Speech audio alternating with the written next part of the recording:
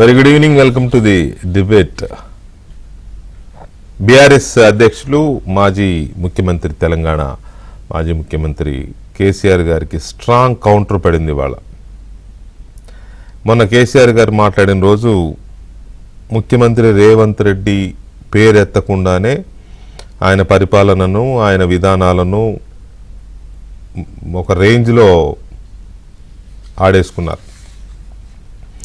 ఏ స్థాయిలో ఆడేసుకున్నారంటే తొక్కతోలు దాకా వెళ్ళిపోయారు. అన్నారు, తొక్కతోలు అన్నారు. తోలు తీస్తాం ఇక అనే పదం వాడారు. నీ ఫ్యూచర్ సిటీ తొక్కలో సిటీ అని కూడా అన్నారు. కాబట్టి తొక్కతోలు అనే రెండు పదాలు నేను చెప్తున్నాను. అంటే ఆ స్థాయిలో ఆడారు. ఎక్కడా రేవంత్ రెడ్డి గారి పేరు ఎత్తలేదు.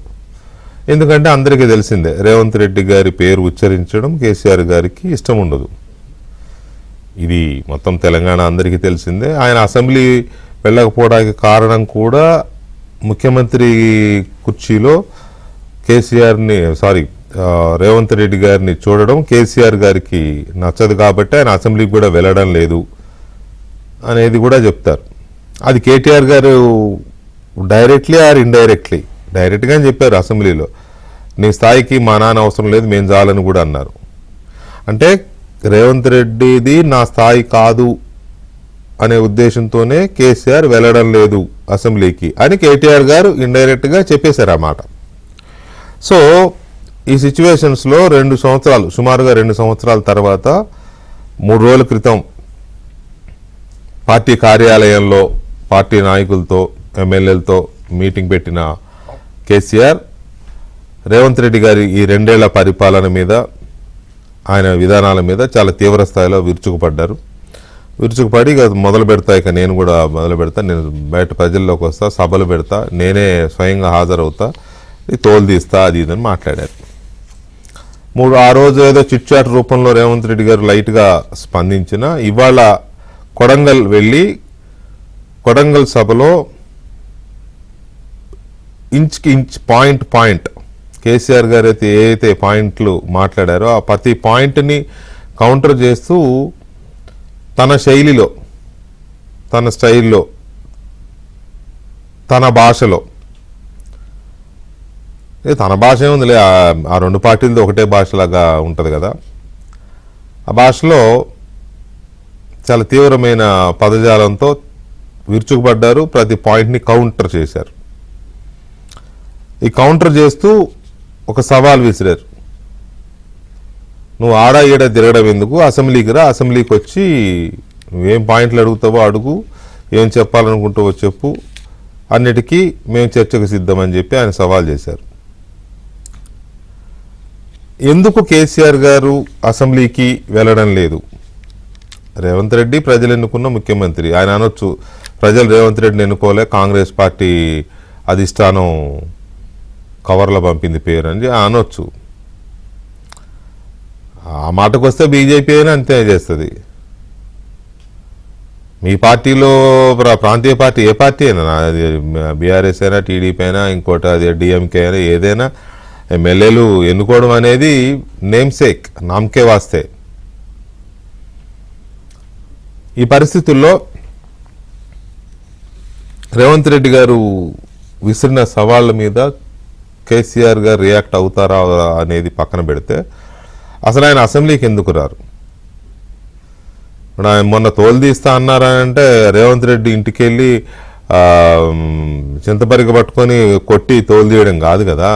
ప్రజల్లోకి వెళ్ళి సభలు పెట్టి రేవంత్ రెడ్డి మీద, ప్రభుత్వం మీద పోరాటం చేస్తాము, లేకపోతే రేవంత్ రెడ్డిని విమర్శిస్తాము, నిలదీస్తాము అని తోలు తీయడం. అంటే రేవంత్ రెడ్డి ఏమంటారంటే, ఆ తోలు తీయడం మీద అసెంబ్లీకి వచ్చి తోలు తీయవయా అని రేవంత్ రెడ్డి ఆహ్వానిస్తున్నారు. తోలు తీస్తానంటున్నావు కదా, వచ్చి అసెంబ్లీకి వచ్చి ఆ తోలుది అనే మరి ఆయన మాట. నిజమే, అది కొంత చెప్పుకోదగ్గ అంశమే. అక్కడ తోలు తీస్తే ఇంకా చాలా దానికి చట్టబద్ధత కూడా ఉంటుంది.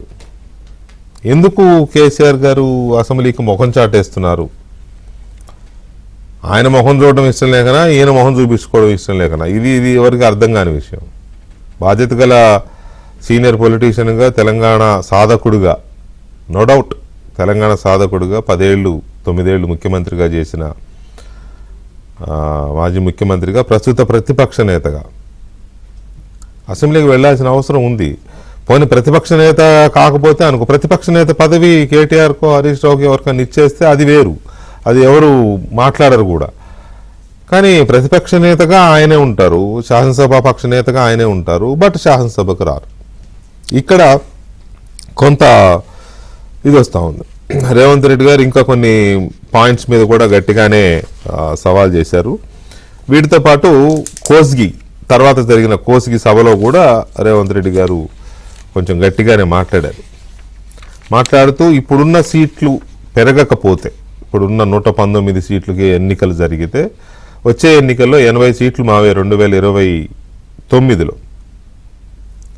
రాసి పెట్టుకోండి. ఒకవేళ సీట్లు పెరిగి డీలిమిటేషన్ పునర్విభజన జరిగి 150 అయితే 100కు పైగా సీట్లు మావే అని కూడా సవాల్ చేశారు. అధికారం మాదే మళ్ళీ అని. సో ఏంటి ఆ ధీమా? ఒకవైపు రేవంత్ రెడ్డి ఫెయిల్ అని బీఆర్ఎస్ ఢంకా బజాయిస్తుంటే, రేవంత్ రెడ్డి నేను పాసే కాదు, డిస్టింక్షన్లో ఉన్న నెక్స్ట్ కూడా నేనే అనే పరిస్థితిలో ఆయన ఎందుకున్నారు? ఏంటి వీళ్ళ ధీమా ఏంటి, వాళ్ళ ధీమా ఏంటి? ఎవరిది మేకపోతు గాంభీర్యం? పై మాటలు ఎవరివి, నిజంగా లోతైన మాటలు ఎవరివి? ఏ అంశం మీదైనా చర్చకు రెడీ అని అసెంబ్లీకి రమ్మని ఆయన అంటాడు, నేను అసెంబ్లీకి రాను బయట తెలుసుకుంటా అని ఈయన అంటారు. అసెంబ్లీలో కేటీఆర్ హరీష్ రావు ఉన్నారు కదా అనేది బహుశా ఆయన ఇండైరెక్ట్గా చెప్పదలుచుకున్నదేమో. బట్ అది కాదు కదా. మాజీ ముఖ్యమంత్రిగా తెలంగాణ విషయాలు కానీ అపారమైన అవగాహన ఉన్న నాయకుడిగా ఆయన ఉండడం వేరు. ఏ ధైర్యంతో కేసీఆర్ని అసెంబ్లీకి రమ్మని రేవంత్ రెడ్డి గారు అంటున్నారు అనేది కూడా పాయింటే. ఎందుకంటే కేసీఆర్ లాంటి ఒక జైజాంటిక్ పర్సనాలిటీ, ఎంతో అనుభవం ఉన్న నాయకుడు, వ్యక్తి, ఆయన ఎదురుగా ఉంటే అంత తొందరగా మాటలు పెగలవు సామాన్యంగా ఎవరికి. అలాంటిది నువ్వు రా అంటున్నారు అని అంటే ఏంటి రేవంత్ రెడ్డి గారిలో ఉన్న ఆ ధైర్యం ఏంటి? రమ్మని ఆయన అడుగుతున్నంత ధైర్యంగా వస్తున్నా అని అంతే ధైర్యంగా ఈయన ఎందుకు మాట్లాడలేకపోతున్నారు? తెలంగాణ రాజకీయాలు చాలా గమ్మత్తుగా మారిపోయాయి. ఇంతకుముందు ఏపీని చూసేవాళ్ళం, ఇప్పుడంతా ఏపీ వన్ సైడ్ అయిపోయింది. ఏదా జగన్మోహన్ రెడ్డి మేకపోతు గాంభీర్యం అప్పుడప్పుడు ఉడుతూ పులుపుతూ ఉంటారు, వారానికి ఒకసారి వచ్చేది మాట్లాడిపోతూ ఉంటారు. కానీ తెలంగాణలో ప్రతిరోజు హీటెడే. రేవంత్ రెడ్డిలో మాత్రం వీసమెత్తు కూడా వెనక్కి తగ్గడల్లా. రేవంత్ రెడ్డి ఆయన రోజు రోజుకి ధీమా పెరుగుతున్నట్టు మాట్లాడుతున్నారు. ఆయన నిన్న రియల్ ఎస్టేట్ గురించి నేను డిబేట్ పెట్టాను. దాంట్లో డిబేట్లో పాల్గొనని ఎక్స్పర్ట్స్ కొంతమంది చెప్పింది ఏంటంటే, గడిచిన 3-4 నెలలుగా రియల్ ఎస్టేట్ సెంటిమెంట్ రైజ్ అవుతా ఉంది, ఇండస్ట్రీలో రైజ్ వచ్చింది, ఇది ఇలాగే పెరిగేలాగా ముఖ్యమంత్రి గారు కొంచెం కేర్ తీసుకుని సరిపోతుందని. అంటే ఆ రియల్ ఎస్టేట్ పడిపోయింది అనే ముద్ర నుంచి కూడా బయటపడుతున్నట్టు కనబడుతోంది. At the same time future city పేరుతో రేవంత్ రెడ్డి తీసుకున్న కొన్ని విధానాలు, ఆ సిటీ ఇవి కొంత వైబ్రేషన్ క్రియేట్ చేసిన మాట వాస్తవం. దాన్ని తక్కువ చేసే విధంగా కేసీఆర్ గారు మాట్లాడారు. తొక్కలో సిటీ ఏముంది, దానివల్ల నువ్వేం సాధిస్తావని. బహుశా ఇది కొంత బీఆర్ఎస్కి కొంచెం ఎదురు దెబ్బ లాంటిదే. ఫ్యూచర్ సిటీని అంత తేలిగ్గా తీసిపారేయడం అనేది ఎందుకో మరి అది బూమెరాంగ్ అయిందా లేకపోతే వ్యూహాత్మక తప్పిదమా తెలియదు. కానీ విత్ ఇన్ ద పార్టీయే అట్లా అనకుండా ఉండాల్సిందేమో. ఏది చంద్రబాబు నాయుడు చేసుకున్న ఒప్పందాలు ఎవరైతే వంట మనుషులతో సంతకాలు పెట్టించాడన్నారే, అట్లాగే అది కూడా ఇటువంటివి అనకుండా ఉండాల్సిందేమో అనే చర్చ బీఆర్ఎస్లోనే వినబడుతోంది ఆ వాయిస్. కాకపోతే ఎవరు వెళ్ళి కేసీఆర్ గారి దగ్గరికి వెళ్ళి మీరు ఎందుకన్నారు అట్లా అని ఎవరు అనే సాహసం చేయరు. కానీ మాలాంటి వాళ్ళ దగ్గర అంటూ ఉంటారు కదా, మీడియాతో పంచుకుంటూ ఉంటారు. సో ఈ పరిస్థితుల్లో రేవంత్ రెడ్డి విసిరిన సవాల్ని కేసీఆర్ గారు స్వీకరిస్తున్నారా? త్వరలో జరగబోయే అసెంబ్లీ సమావేశాలు ఈ నెలాఖరికి జరగబోయే అసెంబ్లీ సమావేశాలకు కేసీఆర్ గారు హాజరవుతారా? రేవంత్ రెడ్డి ప్రభుత్వం యొక్క తోలు తీస్తానంటున్న కేసీఆర్ గారు సభలో కూడా తీసే అవకాశాన్ని ఉపయోగించుకుంటారా? ఏం జరగబోతోంది? ముఖ్యమంత్రి రేవంత్ రెడ్డి, మాజీ ముఖ్యమంత్రి కేసీఆర్ల మధ్య జరుగుతున్న మాటల యుద్ధం. మొన్నటి కేసీఆర్ మాటలకి ఇవాళ రేవంత్ రెడ్డి కౌంటర్ అటాక్ ఎలా ఉంది? అసెంబ్లీకి రమ్మని రేవంత్ రెడ్డి విసిరిన సవాల్ని కేసీఆర్ ఎంతవరకు స్వీకరిస్తారు? రావులంతా రాసి పెట్టుకోండి భవిష్యత్తు ఏంటో అని కూడా వేసిన డైలాగ్ మీద రియాక్షన్స్ ఏంటి? ఈ అంశాలు చర్చించబోతున్నాం. చర్చలో మనతో కాంగ్రెస్ పార్టీ సీనియర్ నాయకులు పొనగాల మహేష్ గారు ఉన్నారు, అలాగే బీఆర్ఎస్ సీనియర్ నాయకులు డాక్టర్ చిరిమళ్ళ రాగేష్ గారు ఉన్నారు, అండ్ పోరెడ్డి కిషోర్ రెడ్డి గారు, భారతీయ జనతా పార్టీ తెలంగాణ అధికార ప్రతినిధి రాకేష్ గారు ఉన్నారు. సారీ, పోరెడ్డి కిషోర్ రెడ్డి గారు ఉన్నారు. రాకేష్ స్వామి శరణం. స్వామి శరణం. ఇప్పుడు రేవంత్ రెడ్డి గారు సరే చాలా మాట్లాడారు, మొన్న ఆయన మాట్లాడారు, ఇవాళ ఈయన మాట్లాడారు, అది పక్కన పెడితే అసెంబ్లీకి రండి చర్చిద్దాం అని కొన్ని మాటలు మాట్లాడారు. ఆయన ఏమన్నారో ఒకసారి విన్న తర్వాత దాని మీద రియాక్షన్ స్టార్ట్ చేద్దాం. రేవంత్ రెడ్డి గారు బయట. చంద్రశేఖరరావు గారు, మీ వయసుకు గౌరవిస్తాం, మీ అనుభవానికి గౌరవిస్తాం, ప్రతిపక్ష నాయకుడు నీకు హోదా ఉన్నది, శాసనసభ సమావేశాలు ఏర్పాటు చేసినాం, 29 నుంచి చర్చలు రాబోతున్నాయి. 29 నాడు నువ్వు అడిగి ఎన్ని రోజులు సభ జరుపుదామో, నువ్వు అడిగినన్ని రోజులు అసెంబ్లీ నడిపిస్తా, నువ్వు చెప్పిన అన్ని చర్చ పెడదాం, ముఖాముఖి చర్చ చేద్దాం. వెనకంగా మాట్లాడు వెనక్కి కూర్కుడు కాదు. నీళ్ల మీద మాట్లాడతామా, నియామకాల మీద మాట్లాడతామా, నిధుల మీద మాట్లాడతామా, తెలంగాణలో జరిగిన అభివృద్ధి మీద మాట్లాడతామా, రైతు భరోసా మీద మాట్లాడతామా, రైతు రుణమాఫీ మీద మాట్లాడతామా, లేకపోతే ఆడబిడ్డలకు ఇచ్చిన ఉచిత బస్సు మీద మాట్లాడతామా, లేకపోతే నువ్వు ఏం కోరుకుంటావో చెప్పు, షాదీ ముబారక్ మీద మాట్లాడతామా, కళ్యాణ లక్ష్మి మీద మాట్లాడతామా, ఇందిరమ్మ ఇండ్ల మీద మాట్లాడతామా, దేని మీద మాట్లాడతామో చెప్పు, నేను సిద్ధంగా ఉన్నా. చర్చిద్దాం, దేశానికి ఆదర్శంగా నిలబడదాం, సమస్యల మీద మాట్లాడదాం, ఎవరు ఏం చేసినరో చెప్పుకునే అవకాశం కల్పిస్తాం. రాండి, మీరు మొహం చాటేసి ఫామ్ హౌస్లో పడుకొని మీరు ఖాళీగా ఉన్నప్పుడు పార్టీ ఆఫీసులు వచ్చి 10 మంది చెంచాలను పెట్టుకొని ఆ 10 మంది చెంచగాళ్ళ ముందల నువ్వు పొంకనాలు కొట్టుడు కాదు. నిజమైన చర్చ అసెంబ్లీలో చేద్దాం. ప్రజలు ఎన్నికలు ముగిసినాయి, అసెంబ్లీలో చర్చ చేయమని చెప్తారు. ఎవరు ఏం మాట్లాడతారో ప్రజలు వింటారు. విఘ్నులైన ప్రజలు తీర్మానం చేస్తారు. అర్థవంతమైన చర్చలు చేద్దాం. తెలంగాణ ప్రజలకు వివరిద్దాం. అప్పుల మీద వివరిద్దామా, అభివృద్ధి మీద వివరిద్దామా, ఉద్యోగ నియామకాల మీద వివరిద్దామా, నీళ్ల మీద వివరిద్దామా, నువ్వు కట్టి కూలిన కాళేశ్వరం మీద మాట్లాడతామా, టెలిఫోన్ ట్యాపింగ్ మీద మాట్లాడతామా, సొంత బిడ్డనే ఇంటల్లుడు ఫోన్ ట్యాపింగ్ చేసినోడు ఇంతకంటే సిగ్గులేనోడు ఉంటాడా అని వాళ్ళు చెప్తారు. రైట్. అదే ఈ డిఫరెంట్ టాపిక్స్ మీద అసెంబ్లీలో మాట్లాడదాం రమ్మని అనేది ఆయన సవాల్ అనుకోండి, ఆహ్వానం అనుకోండి, వాట్ ఎవర్ మనం ఎలా అయినా రిసీవ్ చేసుకోవచ్చు, అర్థం చేసుకోవచ్చు. సో దీని మీద బీఆర్ఎస్ రియాక్షన్ ఏంటి? రాకేష్ గారు. స్వామి. Good evening sir. Venkatakrishna garu మీకు, గుడ్ ఈవినింగ్. పోరెడ్డి కిషోర్ రెడ్డి గారికి, అదే విధంగా పొనగాల మహేష్ గారికి. Sir, first of all KCR garu press meet పెట్టింది ఏదైతే ఉందో గోదావరి కృష్ణా జలాల్లో మన వాటా గురించి ప్రెస్ మీట్ పెట్టడం జరిగింది. ఎందుకు మీరు 45 టీఎంసీలకే లేఖ రాశారు అని చెప్పేసి ఉత్తమ్ కుమార్ రెడ్డి గారిని ప్రశ్నించడం జరిగింది. అదేవిధంగా కొడంగల్ లిఫ్ట్ ఇరిగేషన్ ఏదైతే ఉందో దానికి అక్కడ కొడంగల్ కాన్ఫరెన్స్ లో పెట్టుకున్నారు, ఇంతవరకు వర్క్ ప్రోగ్రెస్ అయింది. రెండో అంశం, గౌరవ మాజీ మంత్రివర్యులు, కేంద్ర మంత్రివర్యులుగా చేసినటువంటి దివంగత నేత జైపాల్ రెడ్డి గారి పేరు పెట్టినటువంటి పాలమూరు ఎత్తిపోతల పథకం ఎంతవరకు వచ్చింది, ఎందుకు దాన్ని కంప్లీట్ చేయట్లేదు?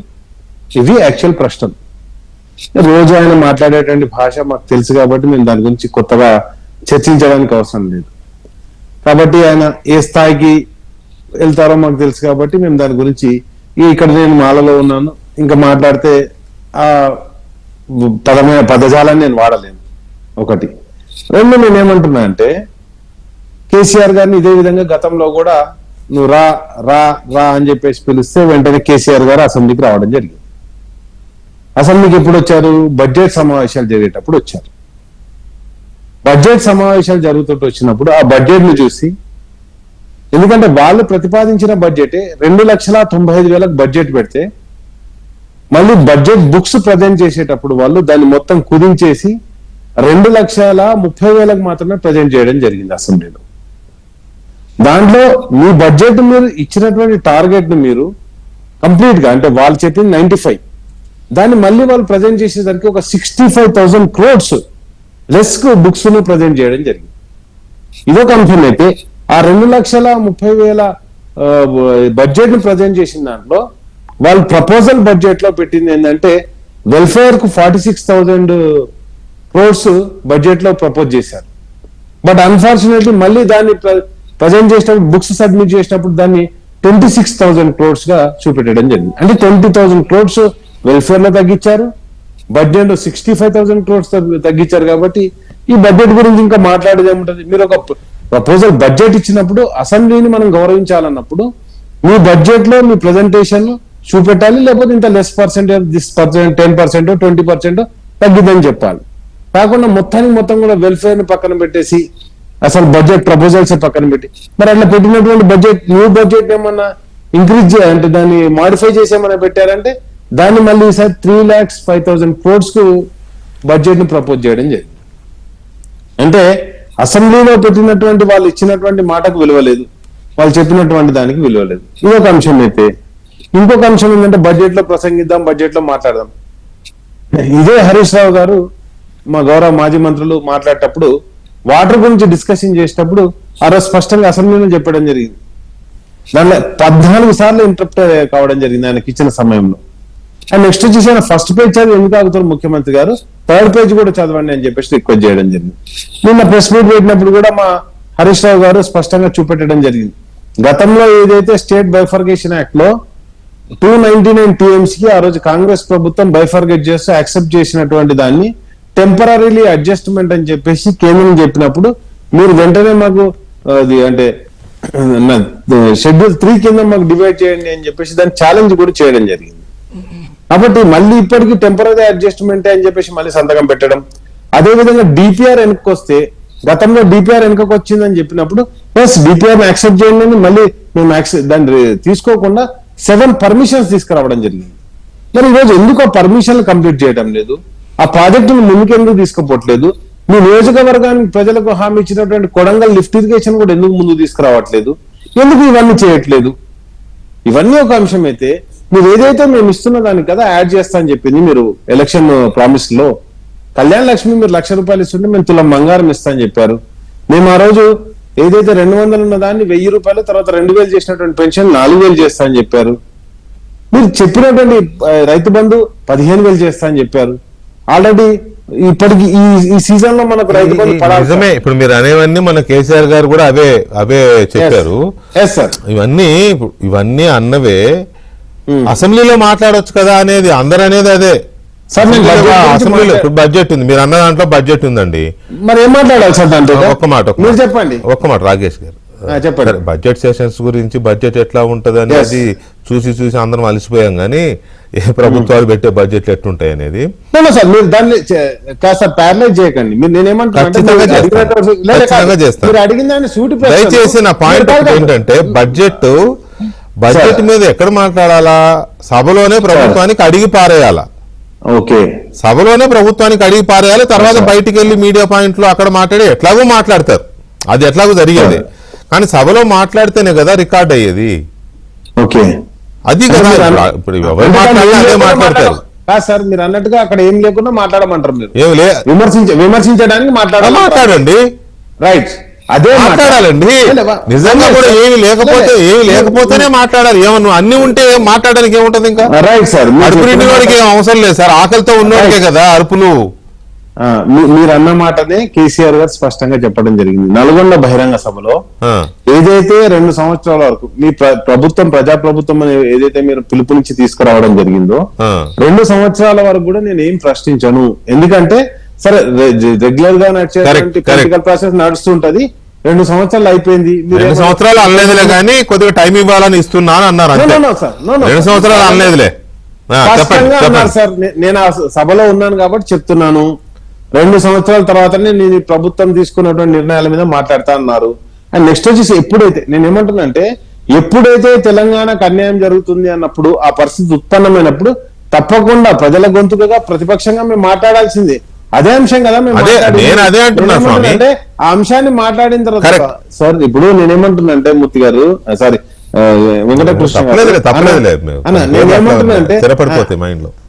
నేనేమంటున్నా అంటే సార్ మీరు అన్న మాటను నేను ఎక్కడ కూడా కాదనట్లేదు. కాబట్టి స్వామి నేనేమంటున్నా అంటే ఈ రోజు వాళ్ళని ప్రశ్నించాల్సింది ఇప్పుడు వాటర్ గురించి మేము ప్రశ్నించాము. ఇవన్నీ ఎందుకు స్వామి శరణం? నేను అనేది ఇవన్నీ ఎందుకు? ఇవన్నీ మాట్లాడడానికి అసెంబ్లీకి వెళ్తారా వెళ్ళరా అనేది ప్రశ్న. మాట్లాడారా కాదు, ఆయన పోయింది కొడంగల్ కదా సార్. నేనేమంటా ఆయన పోయింది కొడంగలే సార్. 2 సంవత్సరాలు అసెంబ్లీకి రమ్మని అంటున్నారు కదా. మరి ఎందుకు తోలు తీసేది? అసెంబ్లీకి పోయి తోలు తీయొచ్చు కదా. మీరు ఆయన ఎందుకు ప్రశ్నించట్లేదు సార్? అరే మీరు ఒక ప్రజా గొంతుకున్న బాబు మొన్న ప్రశ్నించాము, ప్రెస్ మీట్ అయిన రోజు బాగానే ప్రశ్నించాం. మీరు చూడలేదేమో, మీరు ఎక్కడో మీరు మాలేసుకున్నారు కదా, కొద్దిగా ఈ పూజలు ఉంటాయి సాయంత్రం టైంలో. కానీ మొన్న కేసీఆర్ గారి ప్రెస్ మీట్ రోజు బ్రహ్మాండంగానే జరిగింది. ఇవాళ కౌంటర్ వచ్చింది కాబట్టి ఆయన డైరెక్ట్ గా రియాక్ట్ అయినాడు. నువ్వు తోలు తీస్తాను కదా, అసెంబ్లీకి వచ్చి తోలు తీయనన్నా ఆయన పేరు చెప్పి మేము ఒకటే చెప్తున్నాం. ఎక్కడన్నా గౌరవ ముఖ్యమంత్రి రేవంత్ రెడ్డి గారి పేరు చెప్పి ఏమన్నాడు? కాంగ్రెస్ పార్టీ మొత్తాన్ని అన్నారు. ఇది పలాయన వాదంలే కానీ స్వామి సార్ ఈ మాట వాడకూడదు. కానీ మీతో ఇది పలాయన వాదం, ఇది శాతగాంతనం అవుతుంది. కాంగ్రెస్ ప్రభుత్వం అంటే ముఖ్యమంత్రి కాదా? కాంగ్రెస్ ప్రభుత్వం మీకు ముఖ్యమంత్రి పేరు ఉచ్చరించడం, ముఖ్యమంత్రి కూర్చుని చూడడం మీకు నచ్చకపోతే అది రేవంత్ రెడ్డి గారిని అన్నాడా కేసీఆర్? మరి ఎవరినన్నారు చెప్పండి పోనీ. ఓహో, ఆయన మాట్లాడే బూతులు మీకు ఇన్నసొంపుగా ఉన్నాయి కానీ నేను చెప్పిన మాట అదే. మీరేమన్నారు? ముఖ్యమంత్రి రేవంత్ రెడ్డిని అన్నారా కేసీఆర్ గారు? ఎవరినన్నారు? మరి ప్రభుత్వం ఎవరిది? స్వామి శరణం నేను ఒకటే మాట అంటున్నాను సార్. నేనేమంటున్నా అంటే ఆయన ఏ రకమైన సమర్థనీయం లేదు. రాజేష్ గారు ఒక్క నిమిషం స్వామి. రాజేష్ స్వామి ఒక్క నిమిషం. ఇది పూర్తిగా పలాయన వాదము. మళ్ళీ చెప్తున్నాను, పూర్తిగా పలాయన వాదము. ఈ పలాయన వాదము మొన్న మాట్లాడింది, మొన్న అన్న మాటలన్నీ రేవంత్ రెడ్డికి పేరు పెట్టి అన్నారా అని సమర్థించుకునే ప్రయత్నం చేస్తే రేవంత్ రెడ్డి కాకపోతే ఎవరు అన్నట్టు? ఒక్క నిమిషం ఆగండి, ఒక్క నిమిషం దయచేసి ప్లీజ్. నేను మళ్ళీ మిమ్మల్ని అడగవసరం లేదనుకుంటా. రాకేష్ గారి ఆర్గ్యుమెంట్ విన్నారు కాబట్టి. దానికన్నా ముందు ఈరోజు గౌరవ సీఎం రేవంత్ అన్న ప్రతిపక్షంలో రేవంత్ అన్న ఉన్నప్పుడు ఎట్లయితే కార్యకర్తల్ని ఛార్జ్ చేసి తెలంగాణ ప్రజల్ని చైతన్యం చేసి ఒక జోష్ ఉండేనో ఆ జోష్ అలా వారి స్పీచ్లో చూడడం జరిగింది. అంటే ఒక రకంగా చెప్పాలంటే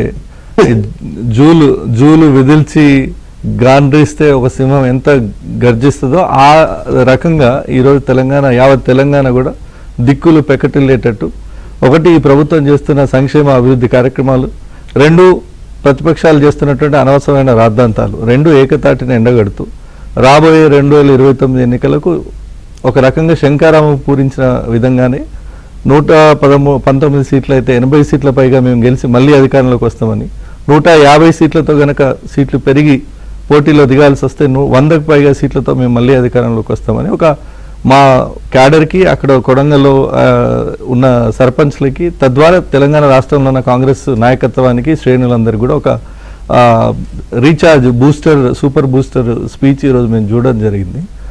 నేనేమంటానంటే దీనిలో కొంత కేసీఆర్ గారి విషయం పట్ల ఒకటి, సరే కేసీఆర్ గారు 2 సంవత్సరాల తర్వాత బయటకు వస్తే ఉద్యమ నాయకుడు అని చెప్పుకునే వ్యక్తి, గత 10 సంవత్సరాలు ఈ రాష్ట్రానికి గౌరవ ముఖ్యమంత్రిగా పనిచేసినటువంటి వ్యక్తి, 2 సంవత్సరాల అబ్జర్వేషన్లో తెలంగాణ ముందుకు పోవడానికి సూచనలు సలహాలు చేస్తారని మనందరం ఆశించినాం.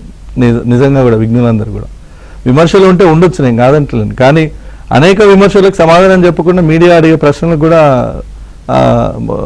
ముఖం చాటేసి పోయినటువంటి పరిస్థితి కూడా మీరు చూసారు. వాళ్ళు ఫస్ట్ మళ్ళీ కవిత గారు అడిగిన దానికి ఏంటంటే సమాధానం అంటే సమాధానం లేదు కాబట్టి, కూతురు అల్లుడు టెలిఫోన్ ట్యాపింగ్ ఎలా జరిగిందంటే సమాధానం లేదు కాబట్టి వారు కూడా చిత్తగించారు అని చెప్పాలి. మీడియాను కూడా ఫేస్ చేయలేకుండా ఆయన చెప్పాలనుకుని చెప్పి ఏదో 4 విమర్శలు చేసిపోయినారు. దాని మీద ముఖ్యమంత్రి గారు ఈరోజు చాలా వివరంగా కేసీఆర్ గారు అక్కడిక్కడ మాట్లాడడం ఎందుకు ఈ సభా వేదిక నుంచి రాష్ట్ర ముఖ్యమంత్రిగా నేను ఆహ్వానిస్తున్నా, మీరు సభకు రండి. 2 సంవత్సరాలు మీరు సభకు రాలేదు. సోదరు రాకేష్ గారు ఇందాక చెప్పిన రెఫరెన్స్ గత మాజీ ముఖ్యమంత్రి అసెంబ్లీ సెషన్లో బడ్జెట్ నడుస్తున్నప్పుడు ఒక్కసారి వచ్చిండు. ఎందుకు వచ్చిండో మీకు నాకు తెలుసు, సామాన్య ప్రజలకు తెలవాలని చెప్తున్నా. ఏ సభ్యుడైనా అసెంబ్లీలో సంవత్సరంలో 6 నెలల్లో ఒకసారి హాజరు కాకపోతే ఆ సభ్యత్వం రద్దు అవుతుంది. ఆయన ఎమ్మెల్యే కూడా ఉండడు కాబట్టి, బడ్జెట్ సెషన్ రోజు చర్చే ఉండదు కాబట్టి, బడ్జెట్ ప్రవేశపెట్టిన రోజు వచ్చి అటెండెన్స్ చేసి పోయిండు. సో అట్లా సభకు ముఖం చాటేసి సభలో అధికార పార్టీ విసిరే సవాళ్లకు లేదంటే లేవనెత్తే ప్రశ్నలకు సమాధానం చెప్పలేక ముఖం చాటేసిన కేసీఆర్ గారు 2 సంవత్సరాల తర్వాత మీడియా ముందుకు వచ్చి ఒక ప్రయోజకరంగా లేదంటే తెలంగాణ భవిష్యత్తుకి ఏదైనా సూచనలు చేస్తారని ఆశించినాము, అది చేయలేదు. ఇప్పటికైనా మీరు సభకు రండి అని ముఖ్యమంత్రి గారు ఆహ్వానించారు. బీఆర్ఎస్ పార్టీ నుంచి ఒకవేళ ముఖ్యమంత్రి గారి సవాల్ని స్వీకరించి గతంలో కేసీఆర్ గారు ఏ తప్పులు చేయలేదని భావిస్తే, లేదా ఈ రాష్ట్రంలో ప్రజాస్వామ్యం మీద ఈ దేశంలో ప్రజాస్వామ్యం మీద నమ్మకం ఉంటే ప్రధాన ప్రతిపక్ష హోదా అనుభవిస్తున్న కేసీఆర్ గారు సభకు రావాలి. వారు ఎన్ని రోజులు అడిగితే అన్ని రోజులు సభను నిర్వహిస్తామని సభానాయకుడే ప్రకటన చేసింది. ఈరోజు బహిరంగంగా తెలంగాణ ప్రజల ముందు ఉంది.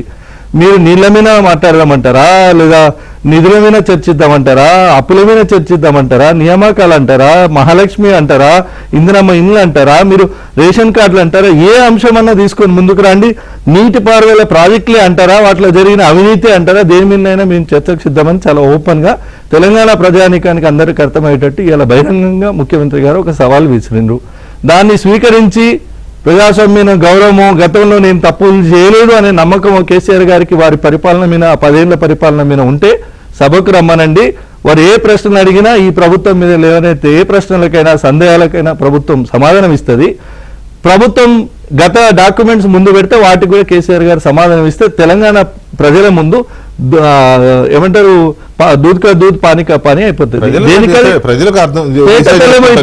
అంతే కదా. 2 సంవత్సరాలు బయటకు రాకుండా వచ్చి ప్రభుత్వం ఇంత ఆర్థిక 8 లక్షల కోట్ల అప్పులు చేసిపోయి రాష్ట్రాన్ని లూటీ చేసిపోతే, ఇన్ని ఆర్థిక ఇబ్బందుల్లో కూడా ఇన్ని సంక్షేమ కార్యక్రమాలు అమలు చేస్తే, మీరు ఇదే పాలమూరు జిల్లాలలో కల్వకుర్తి, కోయల్ సాగర్, నెట్టంపాడు, డిండి, భీమా ఇట్లాంటి వాటికి 1600 కోట్లు ఇస్తే ప్రాజెక్టు మొత్తం పూర్తయిపోయే పరిస్థితుల్లో 10 ఏళ్లలో 1600 కోట్లు పెట్టలేదు. మొత్తం 10 ఏళ్లలో 1,80,000 కోట్ల చిల్లర ఈ నీటిపారుదల బడ్జెట్ పెట్టిన కేసీఆర్ గారికి పాలమూరులో గతంలో దత్తత తీసుకున్న జిల్లాలో కనీసం 1600 కోట్లు పెడితే గిన్ని ప్రాజెక్టులు పూర్తి అయిపోయేటి కదా.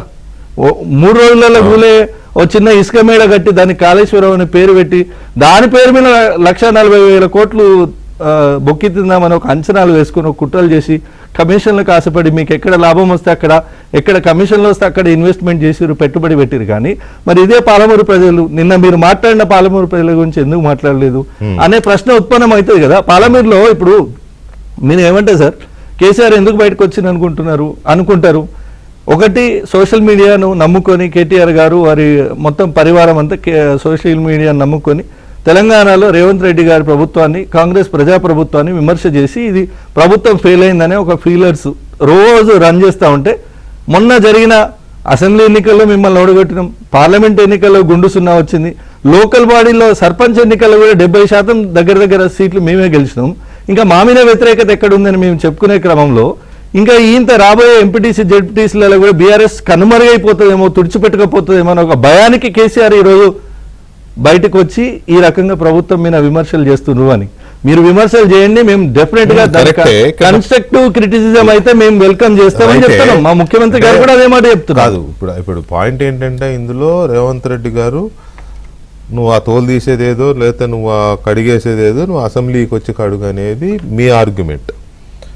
వారు చెప్పేది కానీ లేకపోతే ఇప్పుడు మన మిత్రుడు రాకేష్ స్వామి చెప్పే దాని ప్రకారం కానీ అసెంబ్లీకి వచ్చే ఉద్దేశం లేదనేది క్లియర్ గా అర్థమవుతోంది. మరి సభ్యత్వం ఆ సభ్యత్వం సరే మనట్లా లాస్ట్ టైం లాగానే వచ్చి ఒక రోజు వచ్చి సంతకం పెట్టిపోతారు. కానీ అదేముంది, ఏపీలో జగన్మోహన్ రెడ్డి 11 మంది పోతున్నారా? పోవట్లేదు కదా.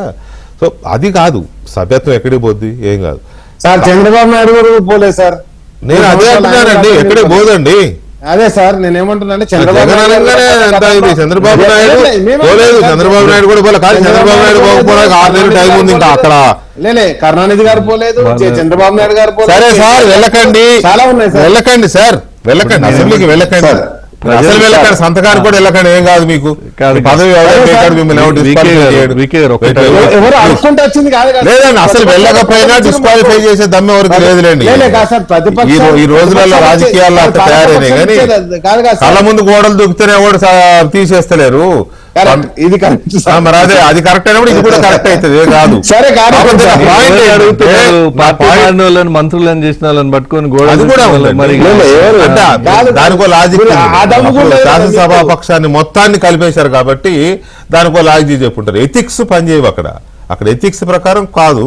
సరే ఇవన్నీ తవ్వుకుంటూ పోతే అంతా బురదే, గొంగట్లో వేటుకు లేనట్టు ఉంటది, గొంగట్లో తినుకుంటా. తలసాని శ్రీనివాస్ యాదవ్ గారు జైన్ అయినప్పుడు శాసనసభ పక్షం అవును, జైన్ ఎన్టీ కాలేదు రామారావు- సార్ ఈడీ రామారావు ప్రభుత్వం ఆయన రాలేదు. మొన్న కూడా మాట్లాడుకుంటా ఆయన ఏమన్నారు, శ్రీనివాస్ యాదవ్ గారు బాగా చెప్తా పోయినా, అయిపోయి ఇంకేం చెప్పిపోయినా, నేను పార్టీ మారుతున్నా అని చెప్పిపోయినా, అప్పుడు ప్రశ్నించే మీకు కాదు, సిగ్గే లేదు కాదా? కదా. మిమ్మల్ని కన్నోడు కనలేదంటున్నాడు, మిమ్మల్ని చేర్చుకున్నాడు, నా బిల్లులు కాదంటున్నాడని ఆయన బాగా చెప్తే మొన్న కూడా మాట్లాడుతున్నారు. సో అట్లా ఈ 10 మంది కూడా మాట్లాడమను, పని అయిపోతుంది, ఎందుకు లొల్లి లేదు కానీ. ఓకే నేను- సో ఓకే, పక్కన పెట్టండి. వికే గారు ఒక్క మాట, ఒక్క No, no, మాట. దయచేసి topic మాట్లాడండి. కాదండి డైవర్ట్ చేయట్లా. నేనేమంటున్నా, తెలంగాణ సభా గౌరవాల ప్రకారం ప్రతిపక్ష నేత మాట్లాడాలని కోరుతున్నాము. సిద్దిపేట ఎమ్మెల్యే గారు అవునండి, వారికి రావడం ఇష్టం లేదు అంటే మీరు కోరుతున్నాము ప్రతిపక్ష నేత పదవి ఇంకెవరికైనా నియమం అది ఆయన ఇష్టమా మీ ఇష్టం? అంటే ఇక ప్రజాస్వామ్యం గొడ్డుపోయిందా ఈ దేశంలో? అదే కాదు. ఇక్కడ- ఇప్పుడు ఎట్లుంటదంటే జగన్మోహన్ రెడ్డి ఏమో నాకు ప్రతిపక్ష నేత హోదా ఇవ్వలేదు కాబట్టి నేను రాను అని వెళ్ళిపోయాడు. ఓకేనా? చంద్రబాబు నేను ఆ పాయింట్ ఎత్తగానే రాకేష్ గారు అన్నారు కదా, జగన్మోహన్ రెడ్డి అంటే వాళ్ళకు బాగా వాళ్ళ పాత గ్యాస్ ట్రబుల్ అది. చెప్పలేకపోతున్నా స్వామి మీరు జూమ్ లో ఉన్నప్పుడు ఎవరిని మాట్లాడిపోతే ఎట్లా? సరే చెప్పండి సార్. ఇప్పుడు జగన్మోహన్ రెడ్డి అనగానే గ్యాస్ ట్రబుల్ వచ్చేస్తుంది. వెంటనే చంద్రబాబు నాయుడు ఎందుకు వెళ్ళిపోయాడు హౌస్ నుంచి? అవమానిస్తే అది ఎందుకు వెళ్ళిపోయాడు? కనీసం ఇంట్లో ఆనాటి ఘటన గుర్తుందా ఎవరికైనా? అదే. ఎందుకు వెళ్ళిపోయాడు? అవును, మినిమం ఇప్పుడు కన్సర్న్ ఉందా ఎవరికైనా? మాట్లాడుతుర్రా సార్? ఈవెన్ కేసీఆర్ గారికైనా ఉందా? రేవంత్ రెడ్డి వదిన అని మాట్లాడే కేసీఆర్ గారికైనా ఉందా? ఆ రోజు ఎందుకు చంద్రబాబు నాయుడు వెళ్ళిపోయాడు హౌస్ నుంచి? కామన్ సెన్స్ కదండి అది.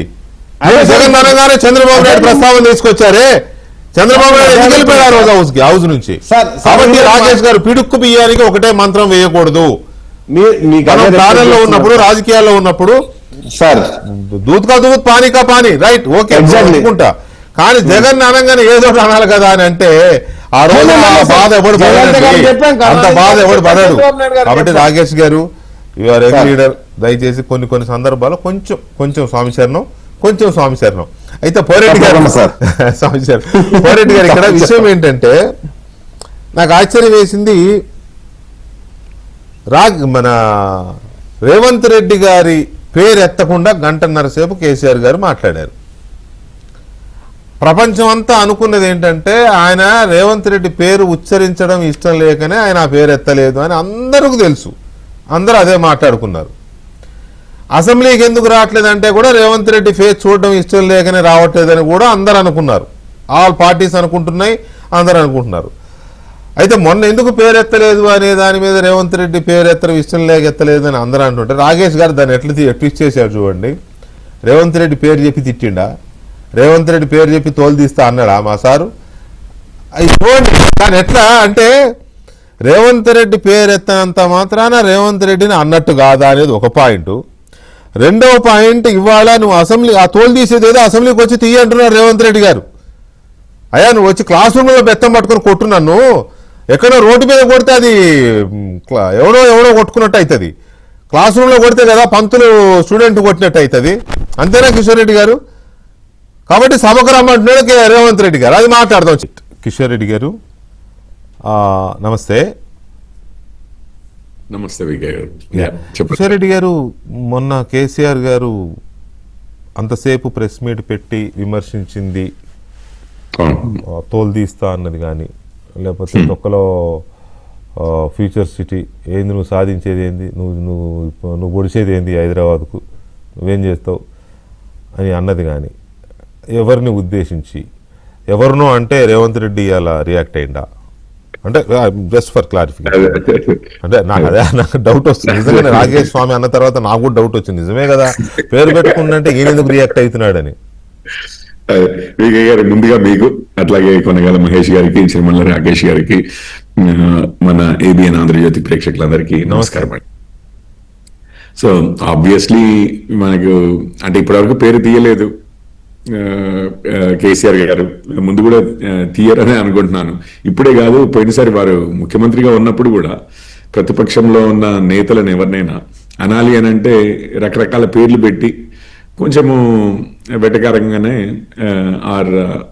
ఇది చేస్తూనే కించపరుస్తూనే మాట్లాడేవారు. వారు ఎప్పుడు పేర్లు తీసేవారు కాదు.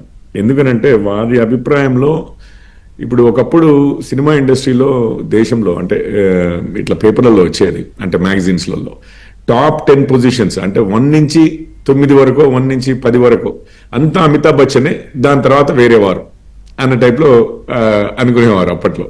ఇప్పుడు కేసీఆర్ గారు అట్లాగే అనుకుంటున్నారు. అంటే ఈ రోజు అనుకోవడం కాదు, వారు ఎప్పటి నుంచో ఇక వారికి సరైన అంటే వారి సరితూగే నాయకులు, సరితూగే కాదు అసలు సగం వరకు వచ్చే నాయకులు కూడా లేరు తెలంగాణ రాష్ట్రంలో. ఇక వారే అతిపెద్ద నాయకులు, వారి స్థాయికి అందుబాటులో కూడా ఎవరు లేరు అన్నది అది కేసీఆర్ గారు నమ్మారు. ఇక వారి పార్టీ అయితే ఇక తెలంగాణ బాపు అనో లేకపోతే నదులకి నడక నేర్పించిన వారనో ఇట్లాంటివి వాటితో పొగడతలతో వారిని అసలు మామూలు మనిషి కాదు, ఒక మహా మనిషి అన్న టైప్లో ఎత్తి వారిని ఓడించడం, వారి చాణక్య నీతే కానివ్వండి, వారి చతురతే కానివ్వండి, ఇక ఎన్ని విధాలుగానైనా కానీ ఎవరైనా ఉంటే ఈవెన్ ఎమ్మెల్యేలు అయినా కానీ దాసోహం అని చెప్పి వెళ్ళి పార్టీలో జాయిన్ అవ్వాల్సిందే కానీ వారిని ఓడించడం ఎవరి వల్ల కాదు. అంటే అఫ్ కోర్స్ దుబ్బాక ఫస్ట్ సారి దెబ్బతిన్నారనుకోండి గట్టిగా, అంతకుముందు ఇది దాని తర్వాత మళ్ళీ అక్కడ ఎస్పెషల్లీ ఈటల గారితో అది చాలా పెద్ద యుద్ధమే జరిగింది. అందులో ఓడిపోయినట్లుగా ఫస్ట్ టైం అసలు అది జరగడం అనేది. సరే, ఏది ఏమైనా కానీ వీరికి కేసీఆర్ గారికి ఎప్పుడు ఇక ఎవ్వరూ ఎదురు లేరు. ఇక ఆల్మోస్ట్ మన నేషనల్ లెవెల్లో ఒకప్పుడు ఇండిపెండెన్స్ వచ్చిన తర్వాత, ఇప్పుడు తెలంగాణ రాష్ట్రం ఏర్పడిన తర్వాత, అంతకుముందు నెహ్రూ గారు వారు ఓడిపోయింది లేదు కదా, వారు చనిపోయారు కానీ దురదృష్టవశాత్తు ఎర్లీగా, కానీ ఓడిపోయింది అయితే లేదు కదా. నేను అట్లాంటి వాడిని అన్న అంటే వారు చూసుకునేది అట్లాగే, వారి పార్టీ కూడా వారిని అట్లాగే చూసేది, అసలు ఎవరు సరితూగలేదు. అయితే సడన్ గా మీకు గుర్తుండే ఉంటుంది, కేటీఆర్ గారు కూడా 3.0 లోడింగ్ అని చెప్పి రేపు ఎన్నికల రిజల్ట్స్ ఉండగా కూడా వారు కూడా తుప్పకి ఇట్లా రివాల్వర్ ఇట్లా పెట్టి 3.0 లోడింగ్ అని చెప్పి, అంటే వారు ఊహించలేదు ఓడిపోతున్నారు, ఇప్పుడు అధికార మార్పు జరుగుతుంది అన్న ఊహ వారికి లేదు. సడన్ గా కాంగ్రెస్ అధికారంలోకి వచ్చింది, ప్రజా తీర్పు మారింది. ప్రజలు ఎందుకో ఇక వారికి తెలుసు, మనకి తెలుసు, అందరికీ తెలిసిందే చెప్పి మళ్ళీ చెప్పను, మొత్తం మీద అయితే నిర్ణయం మార్చుకున్నారు, బీఆర్ఎస్ని మాత్రము కాదన్నారు. సో అది రకరకాలుగా సైకలాజికల్లీ వారిని ఎఫెక్ట్ చేసిందని అయితే నేను అనుకుంటున్నాను. ఎందుకంటే ఎస్టిమేషన్లో ఎక్కడో ఉండి సడన్ గా దెబ్బ పడేసరికి ఇక రేవంత్ గారిది అంటారా, నేను ఇంతకుముందే చెప్పాను, ఈవెన్ బీజేపీ నాయకులనైనా కానీ మా కేంద్ర మంత్రి, ఇప్పుడు 2 కేంద్ర మంత్రులు ఉన్న వారిద్దరినైనా కానీ, ఇటు కిషన్ రెడ్డి గారైనా అటు సంజయ్ గారినైనా కానీ, అంతకుముందు అపోజిషన్ లో మనము వారు అధికారంలో ఉన్నప్పుడు ఇప్పుడు డైరెక్ట్ గా పేర్లు పెట్టి పిలవడం కాదు, కాస్త వెటకారంగానో లేకపోతే మరీ చులకనగానో మాట్లాడే అలవాటు కేసీఆర్ గారికి ఉండనే ఉంది. సో ఇప్పుడు ఇక ఈ సందర్భంలో ఈ సిచ్యువేషన్ అసెంబ్లీకి రావాలి అనే రేవంత్ రెడ్డి గారి అది సరే సవాలను డిమాండ్ చేస్తామండి, డిమాండ్ చేస్తాం sir. Leader of the opposition position లో ఉన్నారు, అసలు ఈవెన్ ఎమ్మెల్యేగా పొజిషన్ లో ఉన్న గజ్వేల్ ప్రజలైనా కానీ వారి నాయకుడు వారి తరఫున వారి సమస్యలు విన్నవించాలి అసెంబ్లీలో అని చెప్పి ప్రతి వీరు అనుకుంటారు. ఒకవేళ కేసీఆర్ గారు నాకు రాష్ట్రం అంతా కాదు, నేను కేవలం ఎమ్మెల్యేనే కదా అనుకుంటే, నేను చెప్తున్నాను ఈవెన్ గజ్వేల్ ప్రజలకైనా కానీ కొంచెము రిప్రజెంటేషన్ అనేది ఉండాలి. ఒకవేళ లేదు లీడర్ ఆఫ్ ది అపోజిషన్ అని అంటే రాష్ట్రానికి నాయకుడు, అంటే ప్రతిపక్షానికి, రాష్ట్ర ప్రతిపక్షానికి అన్న టైప్లో నాయకుడు అని వారు భావిస్తే అది ఇంకా పెద్ద బాధ్యత కదా. దానికైనా కానీ వారు రావాల్సిందే. వారు నిజంగానే ఇప్పుడు నేను చెప్పిన దాంట్లో ఇప్పుడు వారు అనుకోవడమైనా కానీ ఇక వారంత నాయకుడే లేరు అన్న భావన ఉన్నప్పుడు, అండ్ వారి పార్టీ వారికి కూడా ఉంది. ఉన్నప్పుడు మరి అట్లాంటి నాయకుడిని ప్రజాసేవలో, తెలంగాణ సేవలో వాడరా? కేవలం మీరు అధికారంలోకి వచ్చి మీ పార్టీ సేవలోనో మీ కుటుంబ సేవలోనో వాడుకుంటారా? మా వైపు బాధ్యత లేదా? కేసీఆర్ గారికి అంటే తెలంగాణ ప్రజల వైపు బాధ్యత లేదా? సో వారు వచ్చి మాట్లాడడం అనేది అది ఇంపార్టెంట్ అండి. ఇప్పుడు సభకి గౌరవం అనేది ఒకటి ఉంటది, దాని తర్వాత పదవికి గౌరవం అనేది ఉంటది. ముఖ్యమంత్రి ఎవరైనా కానీ, మన రాష్ట్ర ముఖ్యమంత్రి, ఇప్పుడు ప్రధానమంత్రి ఎవరైనా మన దేశ ప్రధానమంత్రి, ఆ గౌరవాలు అట్లాగే సుప్రీంకోర్టులలో కానివ్వండి, పార్లమెంట్లో కానివ్వండి, ఏదైనా కానీ అవి ఒక మనిషి కోసం అని కాదు. ఆ గౌరవము మనందరి రిప్రజెంటేటివ్ గా ఆనరబుల్ అని పిలుస్తాము. ఎంతమంది నమ్ముతారు ఎంతమంది ఆనరబుల్ పీపుల్ ఉన్నారని చెప్పి నిజంగానే రోడ్డు మీదకి వెళ్తే పండుగూటలు తిడుతూ ఉంటారు పాలిటీషియన్స్ ని, ఆనరబుల్ అంటుంటాము. అది ఎందుకనంటే వారిని వ్యక్తి కాదు కదా, అది పదవికి ఇస్తాం కాబట్టి honourable member of the assembly excellency అంటాం గవర్నర్స్ ప్రెసిడెంట్స్ ని, అది పదవికి, అది పదవికి, అది పదవిలో ఉండి చాలా మంది కానీ ఏం చేస్తాం. ఎస్, వారందరూ మన బలంతో మనల్ని నిలబెట్టి, అంటే మన రిప్రజెంటేటివ్ కదా, వారు ప్రాతినిధ్యం వహిస్తున్నారు కదా, మనందరి ఓట్ల బలంతో నిలబడి ఉన్నారు కదా. సో మన సుప్రిమసీని వారి ద్వారా మనం చూపిస్తున్నాం ప్రపంచానికి అన్నది అసలు విషయం. సో దానికి తప్పనిసరిగా గౌరవం అనేది అందరూ ఇవ్వవలసిన పరిస్థితి. క్రిటిసిజం అనేది ఆఫ్ కోర్స్ అపోజిషన్ లో ఉన్నాం కాబట్టి తప్పనిసరిగా క్రిటిసిజం చేస్తాము, చెయ్యాలి, అదే బాధ్యత కూడా. అండ్ అసెంబ్లీ అనేది ఒక ఇదేంటి వెన్యూ ఆఫ్ రికార్డ్ కదండి. అంటే అక్కడ ఏది జరిగింది, ఏదైనా తప్పు మాట్లాడితే స్పీకర్ గారు ఏమంటారు, రికార్డు నుంచి తొలగిస్తున్నాం అంట అంటే ఆ రికార్డుల్లోకి ఎంటర్ అయ్యే దీనికి అంత శాంచుటీ ఉంటది. అయినా అంత సీనియర్ లీడరు, ఎన్నో హోదాలు, డిప్యూటీ స్పీకర్ చేశారు, మంత్రిగా చాలా కాలం చేసిన కేసీఆర్ గారికి మనం పాఠాలు చెప్పవసరం లేదు. కానీ దాని వెనక ఏదో కథ ఉన్నది. ఆ కథ ఏంటనేది రకరకాల కథలకు అసలు కథ ఏంటో మరి మీకు అని అర్థం అవుతుందా? మీరేమో రెండో అన్నాడు, నేను రాను అనట్లేదు కానీ రావట్లేదు కదా. అది ఎందుకు అనుకుంటున్నారు? మొన్నేమో పేరెత్తలేదు, ఆయన పేరు పెట్టి తిట్టిండు, ఆయనేమో మన రాకేష్ స్వామి అంటారు. ఏంటి అసలు మీకు అని అర్థమవుతుందా? నేనేమంటా అంటే, ఇప్పుడు ప్రజాస్వామ్య విలువలతో మనం ఉంటే మనకన్నా చిన్నవాళ్ళైనా పెద్దవాళ్ళైనా మంచి అయినా ఏదైనా తక్కువ కులం వాళ్ళు ఎక్కువ కులం వాళ్ళు ఇట్లా ఏం లేకుండా అక్కడ దళితుడు సభాధ్యక్షుడిగా అన్నాడు. సభాధ్యక్షుడి స్థానంలో ఒక దళిత సామాజిక వర్గానికి చెందిన వ్యక్తి గడ్డం ప్రసాద్ కుమార్ గారు గౌరవ స్పీకర్గా ఉన్నారు. వారిని అధ్యక్ష అని పిలిచి టైం అడగడం ఏమన్నా అవమానంగా భావిస్తున్నారా? వారి దొరతనం ఏమైనా అడ్డొస్తుందా?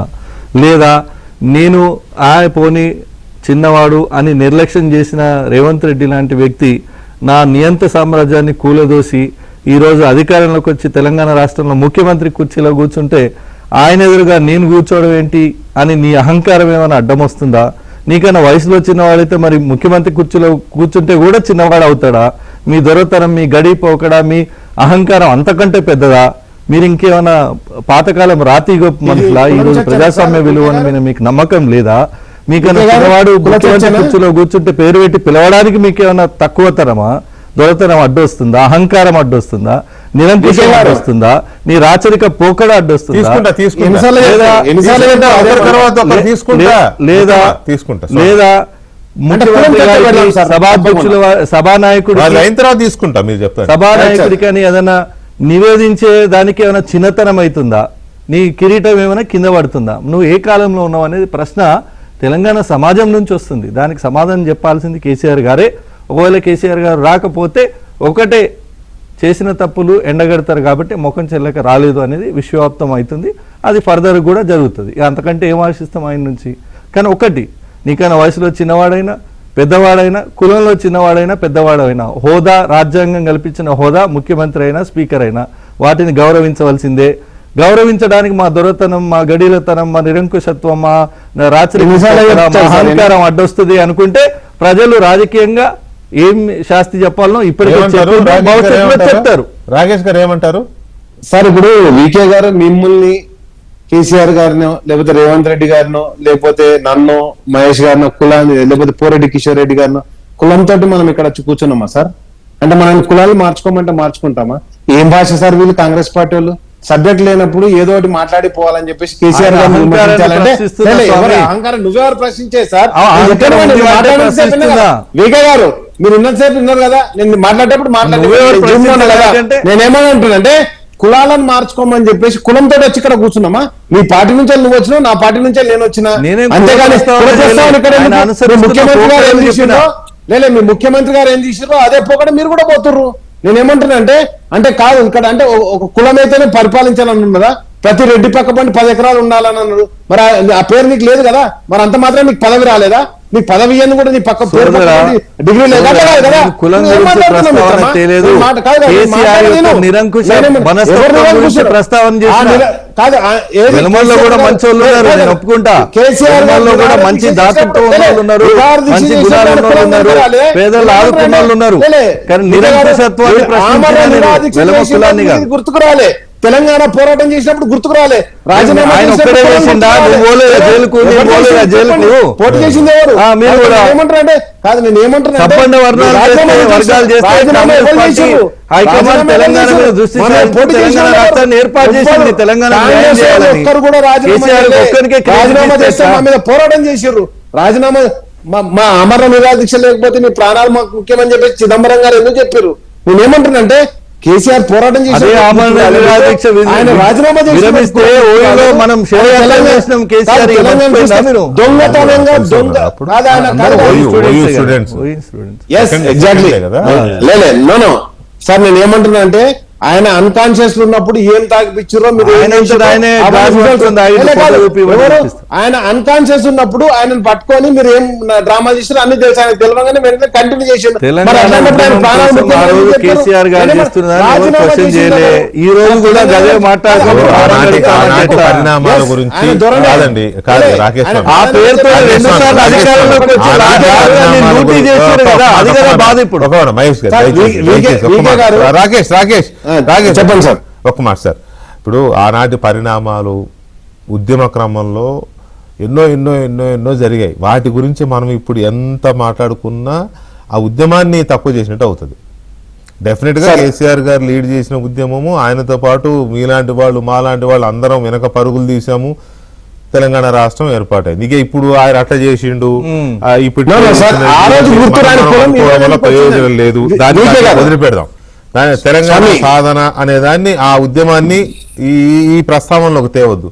కేసీఆర్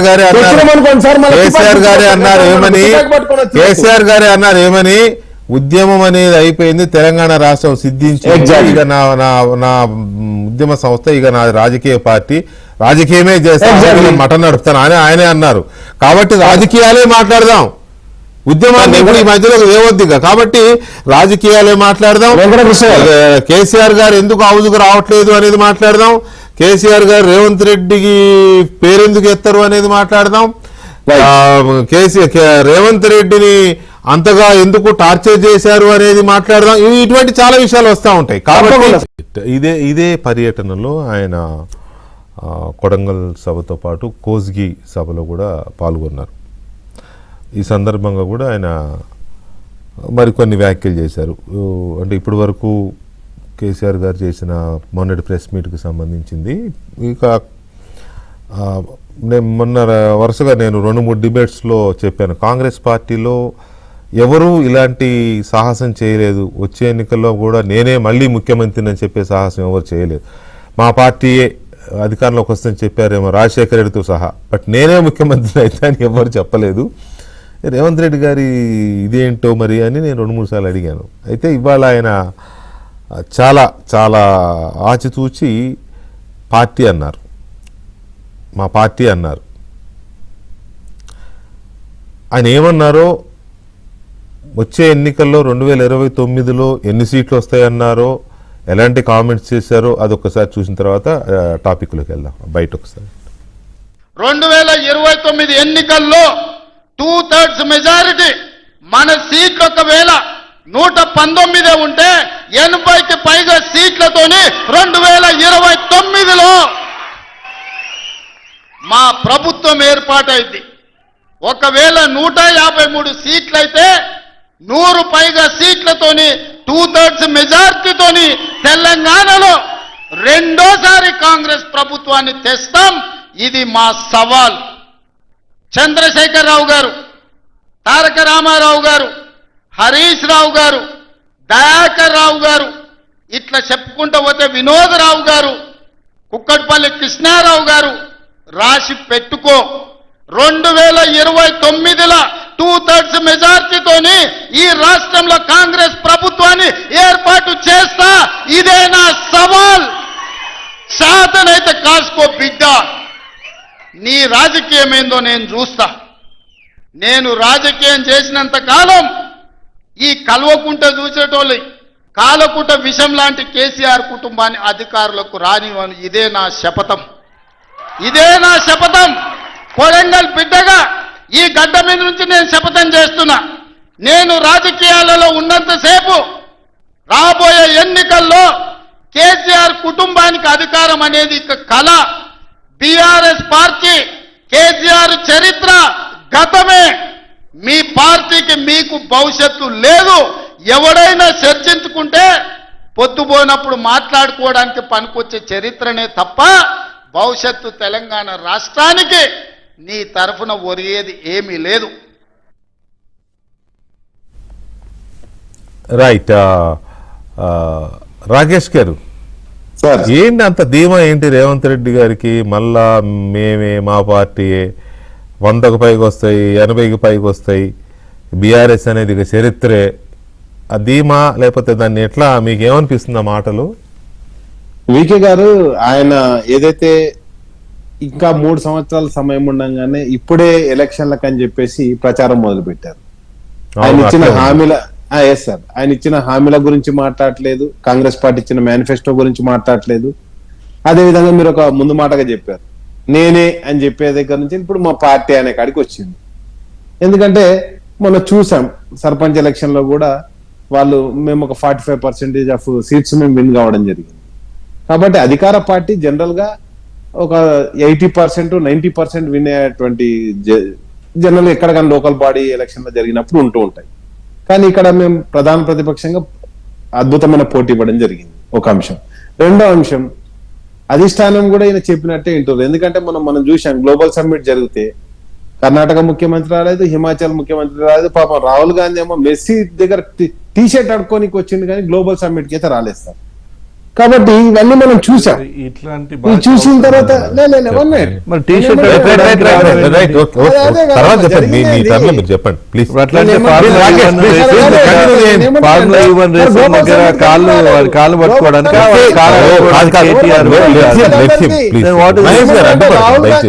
టైం తక్కువ ఉంటుంది దాంట్లో ఎవరు మెసేజ్. ఇప్పుడు ఆయన అన్నారు రాహుల్ గాంధీ గారేమి ఇన్వెస్టర్ సమ్మిట్ కి వచ్చి పెట్టుబడులు పెట్టడానికి, ఆయన కూడా పొలిటికల్ విమర్శలు కొన్ని ఉంటాయి అని చెప్పనివ్వండి. వాళ్ళు చెప్పినాక మీరు చెబుతురు. ప్లీజ్ రాకేష్ ఇప్పుడు మీరు చెప్పండి. నేనేమంటున్నా అంటే సార్ ఇంకొక మాట మీరు చెప్పమన్నారు కాబట్టి ఒక చిన్న ఒక వర్డ్ యాడ్ చేస్తాను sir with your permission. Sir ఈ రాష్ట్రంలో గతంలో ఏ పార్టీ అధికారంలో ఉన్నా కొంత అభివృద్ధి జరిగింది. టీడీపీ చంద్రబాబు నాయుడు గారు ఉన్నప్పుడు హెచ్ఐసిసి సెట్ ఒక సెంటర్ పెట్టడం జరిగింది సార్. ఆ సెంటర్ లో 50,000 స్క్వేర్ మీటర్స్ అవైలబుల్ ఉంటుంది sir. 25,000 capacity of people sitting capacity ఉన్నది సార్ దానికి. అదంతా ఉండగా ఒక 200 కోట్లు పెట్టి ఫ్యూచర్ సిటీ అని టెంట్లు వేసి అక్కడ ఆ టెంట్లలో తీసుకున్నది ఎంత sir area? 25,000 square metres capacity sir. ఆ టెంట్స్ కెపాసిటీ, సిట్టింగ్ కెపాసిటీ వచ్చేసి 10,000 కెపాసిటీ సార్. నిజంగానే మీరు హైదరాబాద్ ఎక్స్పోర్ట్ చేద్దాం అనుకున్నప్పుడు లేకపోతే ఇన్వెస్టర్ ఆహ్వానించినప్పుడు ఎక్కడుంటే అక్కడ ఏమైనా రియల్ ఎస్టేట్ వెంచరా సార్? అదే హెచ్ఐసిసిలో హైటెక్స్ లో పెడితే మళ్ళీ అందరు స్టార్ హోటల్స్ లో పనిచేసే మనుషులు వస్తారని అక్కడ పెట్టుంటాడు.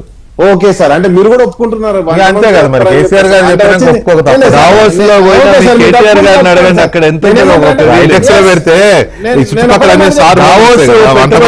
పోయి ఖాళీ చేతులతో వాపస్ వచ్చిన కేటీఆర్ ని వాళ్ళ మిత్ర బృందాన్ని హనీమూన్ ట్రిప్ కి తీసుకుపోయిన కేటీఆర్ గారిని అడగండి దావోస్ లో పెవిలియన్ ఎంత ఉంటుందో చెప్తారు మీకు. అవగాహనతో మాట్లాడాలి. మరి 20 మంది వేసుకుపోయి ఖాళీ చేతితో వచ్చిన కేటీఆర్ పోయి అడుగు స్వామి, చెప్తారు తెలంగాణ సంపదను ఎంత ఆవిరి చేసి వచ్చిండ్రో, స్విస్ లో ఎంత ఎంజాయ్ చేసి వచ్చిండ్రో. సార్ వికే గారు నేను కూడా అది కూడా మాట్లాడతా. అరే ఫ్యూచర్ సిటీ కొత్త ప్లేస్ ఎలివేషన్ ఇవ్వడానికి ముఖ్యమంత్రి గారు దూరదృష్టితో ఒక ఫౌండేషన్ వేస్తే కాదు, భారత్ ఫ్యూచర్ సిటీ పైలాని ఇక్కడ ఓపెన్ చేయమంటావా, అక్కడ హైటెక్స్ లో నిలబడి ఓపెన్ చేయమంటావా? ఏం మాట్లాడుతున్నావు స్వామి నువ్వు కూడా? కాదు నేను చెప్పేది డేటా చెప్తున్నా. టీఆర్ఎస్ పార్టీలో కొంతమంది యోగ్యంగా మాట్లాడతారంటే మీరు కూడా గదే బ్యాండ్ వ్యాగన్ లో కలిస్తే ఎట్లా? వికే గారు నేను చెప్పనిస్తారా చెప్పనియరా? మీరు ఆయన మాట్లాడింది నాకు సమకాలి సార్. భారత్ ఫ్యూచర్ ఇక్కడ పైలాని ఓపెన్ చేయమంటున్నారు మీరు. దయచేసి ఇక్కడ అంటే రాకేష్ గారు, మహేష్ ఆయన ఆర్గ్యుమెంట్ మీకు నచ్చకపోవచ్చు కానీ పాయింట్ వ్యాలిడే. ఇప్పుడు ఫ్యూచర్ అనేది కొత్త వెంచర్, హైటెక్ సిటీ చేస్తే. Thank you sir, thank you sir. You are also accepted that is a venture. 100%. Thank you. రాబోయే 100 ఏళ్ళ పునాది అది. What do you mean by venture? No what do you mean by venture? Is అదే భూత plotting venture అంటే వ్యాపారం.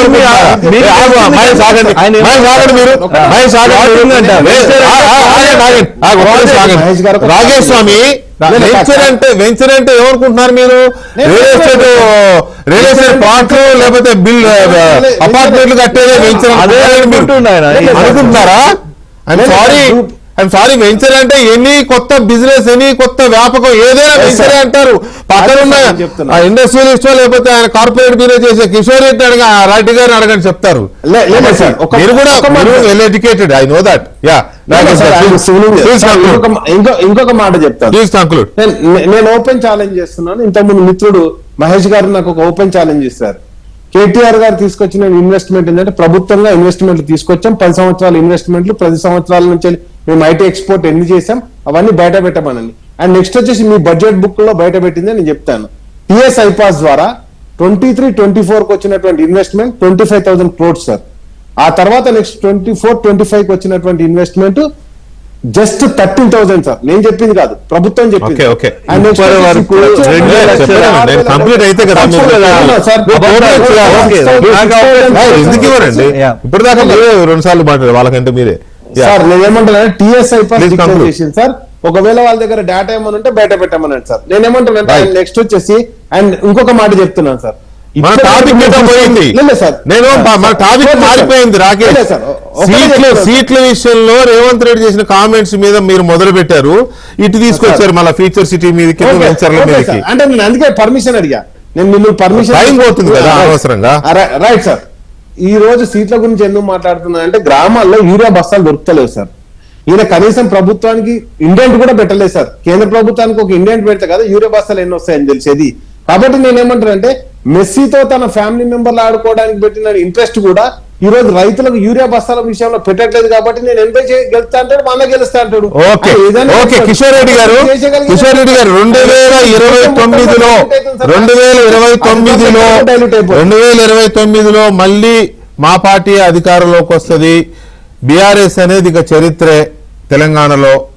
బీజేపీనే అనలేదు మళ్ళీ అక్కడ point. You note this point. మరి ఎందుకు అనలేదో నాకు తెలియదు. కాబట్టి బీఆర్ఎస్ అనేది ఇక చరిత్ర. నేను రాజకీయం చేసినంత కాలం కల్వకుంట్ల కుటుంబం అనేది అధికారంలోకి రాదు అని పేరు పెట్టి అన్నారు కదా. మీ ఒపీనియన్ ఏంటి దాని మీద? మా ఒపీనియన్ అయితే నిజంగానే మరి కేసీఆర్ గారు అయినా ఇప్పుడు అసెంబ్లీకి రాకపోవడం అనేది ఉట్టిగా ఎవరో వేరే సీఎం ఉన్నారనే కాదు సార్. చాలా థింగ్స్ ఉన్నాయి. ఇప్పుడు మొన్న ఎంపీ ఎలక్షన్సే కానివ్వండి, లేకపోతే హైదరాబాద్ లో 2 జరిగిన బైపోల్సే కానివ్వండి, కవిత గారి విషయమే కానివ్వండి, ఫ్యామిలీలోనే జరుగుతున్న విషయాలు కానీ ఇట్లాంటి వాటికి. సో మేమైతే బీఆర్ఎస్ మళ్ళీ వస్తుందని మేమైతే 100% రాదనే అనుకుంటాం. మేము మా ఇది కూడా తెలంగాణ పాలిటిక్స్ లో ఎప్పుడైతే టీఆర్ఎస్ బీఆర్ఎస్ గా మారిందో ఆ రోజే ఇక ఇద్దరు నా గర్కా నా ఘాట్కా అన్న టైప్ లో అది ఒక జాతీయ పార్టీగా కాకుండా ఒక ప్రాంతీయ పార్టీగా కాకుండా అయిపోయింది. ఆ సెంటిమెంట్ ని కోల్పోయింది. ఇప్పుడు ఎంత మళ్ళీ తిరిగి రగిల్చాలన్నా కష్టం అవుతుంది అనేది. తెలంగాణలో 2 జాతీయ పార్టీల మధ్యనే ఉంటదనా మీ ఇది? 100%. ఆగండి సార్, ఆయన కూడా మాట్లాడినారా? అయితే ఇప్పుడు ఇక రాజకీయాల్లో 29 మేమే గెలుస్తాం, ఇప్పుడు నేనున్నాను, మాది గ్యారంటీగా బీజేపీ ప్రభుత్వమే వస్తుంది అని మేమంటాము. సో అంతకుముందు రేవంత్ రెడ్డి గారు అయినా ఇవన్నీ అంటే ఇది నడుస్తూనే ఉంటాయి సార్. ఈ పొలిటికల్ హీట్ అనేది సవాళ్ళు ప్రతి సవాళ్ళు. ఇప్పుడు 2018లో కొడంగల్లో ఓడిపోతే ఇక రాజకీయ సన్యాసమే అన్నారు రేవంత్ రెడ్డి గారు. అట్లాంటివి చాలా మంది అన్నారు, చాలా విషయాలే జరిగాయి. రాజకీయాల్లో నడుస్తూ ఉంటది. అంటే మేము కూడా మేమైనా కానీ ఇతర బీఆర్ఎస్ వారైనా కానీ, ఇంతకుముందే చెప్పాను, కేటీఆర్ గారు ఎగ్జాంపుల్ చెప్పాను, 3.0 లోడింగ్ అని చెప్పి చాలా కాన్ఫిడెన్స్ గా చెప్పారు. సో ఇది ఒక పొలిటికల్ దీంట్లో స్ట్రాటజీలో భాగం కూడా. అంటే మన క్యాడర్ ని ఉత్తేజపరచడము, ప్రజల్లో కూడా ఒక అభిప్రాయాన్ని, ఒక యూఫోరియా క్రియేట్ చేయడం, ఒపీనియన్ క్రియేట్ చేయడం ఇన్ఎవిటబుల్. అరే ఇంకెవరున్నారు ఆల్టర్నేటివ్, వారే వస్తున్నారు, అంత ధైర్యంగా చెప్తున్నాడు కదా, వాళ్ళకి ధైర్యం ఉంది, సరే మనం కూడా అన్నది. అది నేను ఓన్లీ కాంగ్రెస్ ని అనట్లేదు, రేవంత్ రెడ్డి గారిని అనట్లేదు. అందరూ పాలిటిక్స్ లో యువర్ మార్కెటింగ్ ఒక విధంగా మీ ఆర్గ్యుమెంట్ మీ ముందు పెడుతున్నారు మీ పార్టీ గురించి అని చెప్పి. మీరే కాన్ఫిడెంట్ లేకపోతే ఇంకొకడు మన మీద కాన్ఫిడెంట్ ఎట్లా ఉంటాడండి అన్నది ఫస్ట్ ప్రథమమైన విషయం కదా అందులో. సో అది నేను అనుకోవడం అయితే ఇంకా దాన్ని ఆ విధంగా చూస్తానండి. రేవంత్ గారు ఏం మాట్లాడినా కానీ నేను అది ఆయన పక్కా పాలిటీషియన్. ఇక్కడ కేసీఆర్ గారు అన్నట్లుగానే సన్నాసుల మఠం కాదు, ఫక్త్ రాజకీయ పార్టీ అన్నట్లుగానే రేవంత్ రెడ్డి గారు కూడా సేమ్ అంతే కదా. అంతే, చిన్నప్పటి నుంచి పాలిటిక్సే, ఇంకొక వేరే వ్యాపకం కూడా లేదు కదా. పాలిటిక్స్ లోనే ఉన్నారు, పాలిటిక్స్ లోనే పెరిగారు కాబట్టి he will be a politician. So there is nothing much to talk about there అని నేను అనుకుంటున్నాను. రైట్. మహేష్ గారు, ఏంటి మీకు అంత ధీమా ఏంటి? పైగా రావులందరూ రాసి పెట్టుకోండి అది ఇదని అంత టార్గెట్ చేసి మాట్లాడడం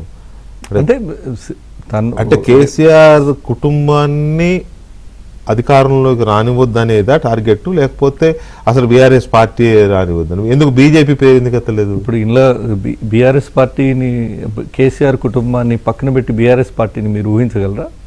అందులో కేసీఆర్ గారు, తారక రామారావు గారు, హరీష్ రావు గారు, కవిత గారు సొంతంగా బీఆర్ఎస్ పార్టీ గురించే మాట్లాడుతున్నాం మనం. పుట్టబోయే పార్టీల గురించి కేసీఆర్ గారి కుటుంబాన్ని పక్కన పెట్టి అన్నారు. కేసీఆర్ గారి కుటుంబంలో కీలకమైన కవిత గారు సొంతంగా వేరే పెట్టినప్పుడు మనం మాట్లాడదాం. వాళ్ళు అదే అంటున్నా. ఒక్క నిమిషం. బీఆర్ఎస్ పార్టీ నాయకత్వ బాధ్యతలు ఒక ఎస్సీకో, బీసీకో, ఇంకో అదర్ దాన్ కేసీఆర్ కుటుంబానికో దక్కే అవకాశం లేదు కాబట్టి కేసీఆర్ ఓడించడమే బీఆర్ఎస్ ఓడించడం, కేటీఆర్ ఓడించడమే బీఆర్ఎస్ ఓడించడం. సో బీఆర్ఎస్ అనేది గత చరిత్ర. ఏదైనా కళ్ళు కాంపౌండర్గా మాట్లాడే సంభాషణకు పని ఇంకో దగ్గర ఉండదు. టీ షర్ట్లు అడుక్కుంటాడు, మరి వాళ్ళ పార్లమెంట్ రేషన్ కార్లు పోయినా, వాళ్ళ దగ్గర కార్లు అడుక్కోవడానికి పోయినా, వాళ్ళ గాగుల్స్ అడుక్కోవడానికి పోయినా, ఇక మరి ఇంకేమైనా మాట్లాడితే బాగుండదు సోదరా. మీరు బాలలో కూడా ఇట్లా యూజ్ అయితే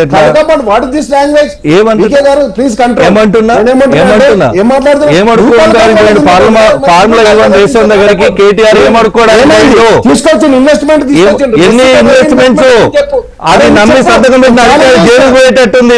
రేపు మాకు కేటీఆర్ కూడా జైలుకి మొత్తంలో ఓడిపోతున్న కాంగ్రెస్ అర్థమైందా కూడా ఓడిపోతుంది. కాబట్టి దాని గురించి ముందు మనం తెలంగాణకు పరిమితమై మాట్లాడదాం. నువ్వు భారత రాష్ట్ర సమితి అని పెట్టి ఒక్క రాష్ట్రంలో ఏదైనా పోటీ చేసినావా? అసలు నీకు దేశం గురించి మాట్లాడే రైట్ ఎక్కడిది నీకు? కానీ కేసీఆర్ కానీ భారత రాష్ట్ర సమితి అనేది జాతీయ పార్టీ అనేది పక్క రాష్ట్రంలో ఒక మున్సిపల్ వార్డు కూడా పోటీ చేసిందని నీ పార్టీ. నీకేమేక బయట రాజకీయం, దేశ రాజకీయాల గురించి ఎందుకండి మీకు? ఎందుకు 10 జిల్లాలకు పరిమితమైన పార్టీ టీఆర్ఎస్, దాన్ని బీఆర్ఎస్ చేసి దేశాన్ని ఉద్ధరిస్తానని చెప్పి ఒక్క వార్డు మెంబర్ గా పోటీ చేసినావా? మహారాష్ట్రలో, కర్ణాటకలో, ఆంధ్రప్రదేశ్ లో, ఢిల్లీలో, బీహార్ లో ఓ వార్డు మెంబర్ గా పోటీ చేసినావా? ఎందుకంటే రాజకీయం దేశ రైతుల ఈ దేశానికి దిశానిర్దేశం చేసిన పార్టీ మాదే. ఈ దేశాన్ని కాపాడేది కూడా మేమే గుర్తుపెట్టుకో. అదంటే వద్దు, దేశం గురించి మీరు మాట్లాడద్దు సోదరా. మీకు ఏం రైట్ ఉంది మాట్లాడడానికి? బాద్రా గారు చెప్పు, భారత రాజకీయం ఏడవైంది వార్డు మెంబర్ కు పోటీ చేయలేని పరిస్థితి ఉంది. మీ డబ్బులు గల్లీ గల్లీ తిరిగిండు, గల్లీ గల్లీ తిరిగిండు ముఖ్యమంత్రి, గల్లీ గల్లీ తిరిగిండు కేసీఆర్ గారు. ఒకటే కాదు, మహేష్ రెడ్డి అయితే పదవి వచ్చేది మీకు. ఆ పదవి రాలే కదా మీకు. లేదంటే మహేష్ రెడ్డి అయితే పదవి వచ్చేది. రాకేష్ మహేష్ రెడ్డి అయితే రాకేష్ పదవి వచ్చేది. రాకేష్ స్వామి రాలే రాకేష్ స్వామి. స్వామి అంతే. రాకేష్ స్వామి నాకు వచ్చే దయచేసి ఒక్క మాట ఒక్క మాట మహేష్ స్వామి మీరు రాకేష్ స్వామి రాకేష్ స్వామి ఒక్క నిమిషం దయచేసి చెప్పండి సార్. స్వామి సార్ చెప్పండి సార్. స్వామి సార్ విజయవంతంగా మీకున్న తెలివితేటలను అరే, రాకేష్ స్వామి మీకున్న తెలివితేటల్ని వాక్చాతుర్యాన్ని ఉపయోగించి ఆశీర్వాదాలు. ఆగండి స్వామి సార్ అవతలి వాళ్ళ మాట జనంలోకి వెళ్లకుండా అడ్డుపడే ప్రయత్నం విజయవంతంగా చేశారు కదా. నేను కూడా అందుకే సరే కాసేపు నడవనీయలేని ఆగాను. లాస్ట్ 2 minutes వాళ్ళు చెప్పలేదు, అసలు వాళ్ళు చెప్పుకునే అవకాశం ఇవ్వాలి. చెప్పలేదు. ఒక లాస్ట్ కంక్లూడ్ మిస్టర్ మహేష్. నేనేమంటున్నాను సార్, మేము ప్రజల ఆశీర్వాదంతో అధికారంలోకి వచ్చిన రోజు నుంచి ఈ రోజు వరకు ఒక్క రోజు కూడా లీవ్ తీసుకోకుండా ముఖ్యమంత్రి గారు రాష్ట్ర కేబినెట్ మొత్తం కూడా పనిచేస్తుంది ప్రజా సంక్షేమానికి, అభివృద్ధికి. ఆగమైన తెలంగాణను గాడిన పెడుతున్నాం, కష్టాల్లో ఉన్న తెలంగాణను గట్టెక్కిస్తున్నాం, ఉన్నంతలో సర్దుకొని ఈ పరిపాలన కొనసాగిస్తున్నాం.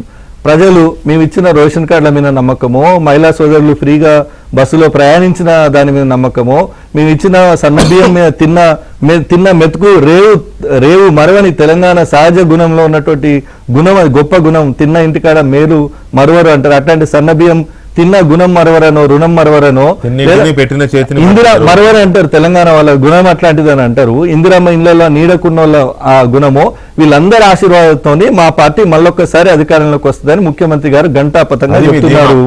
ఎస్, మా ధీమాతో పాటుగా అవతల పార్టీలో కనీసం వాళ్ళ ఇంటి ఆడబిడ్డ ప్రశ్నించే ప్రశ్నలకు కూడా సమాధానం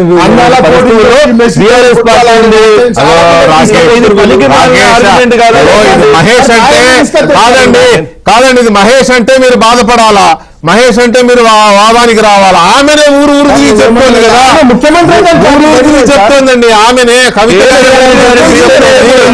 ఉద్యమం పేరు చెప్పి బ్లాక్ మెయిల్ చెప్పి డబ్బులు ఫోన్ ట్యాపింగ్ చేశారు. ఆమెనే చెప్తున్నారు సార్. నేను చెప్పేది మహేష్ గారు చెప్తే అనుకోవచ్చు, స్వయంగా ఆమె చెప్తున్నప్పుడు కూడా మనం అడ్డుకోవడం వల్ల ప్రయోజనం బీజేపీ గురించి ఎందుకు లేదు అంటే, బీజేపీకి ఈ రోజు కూడా 119 స్థానాలకు ఎమ్మెల్యే అభ్యర్థులు లేరు. పెరిగితే 153కు పక్క రాష్ట్రం నుంచి తెచ్చుకోవాలి.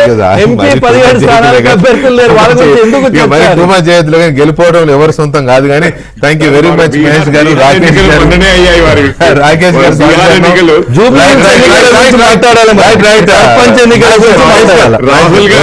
థ్యాంక్ యూ మహేష్ గారు, రాకేష్ గారు, స్వామి సార్, అలాగే కిషోర్ రెడ్డి గారు పాల్గొన్నందుకు. ఇది వాటి డిబేట్. మళ్ళీ రేపు కలుద్దాం. శుభరాత్రి.